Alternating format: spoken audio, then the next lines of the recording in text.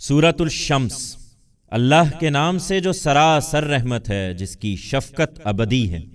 سورج گواہی دیتا ہے اور اس کا چڑھنا، اور چاند جب اس کے پیچھے آئے، اور دن جب اس کو روشن کرے، اور رات جب اس کو ڈھانپ لے، اور آسمان اور جیسا اسے بنایا، اور زمین اور جیسا اسے بچھایا، اور نفس اور جیسا اسے سنوارا، پھر اس کی بدی اور نیکی اسے سجھا دی کہ روز قیامت شدنی ہے۔ اس لیے فلاح پا گیا وہ جس نے نفس کا تزکیہ کیا، اور نامراد ہوا وہ جس نے اسے آلودہ کر ڈالا۔ سمود نے اپنی سرکشی کے باعث اسے جھٹلا دیا۔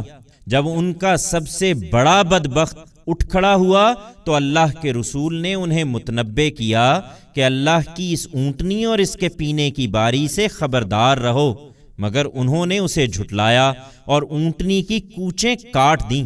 سو ان کے اس گناہ کی پاداش میں ان کے پروردگار نے ان پر ایسی آفت توڑی کہ سب کو برابر کر دیا، اور اسے کوئی اندیشہ نہ تھا کہ اس کے پیچھے کیا ہوگا۔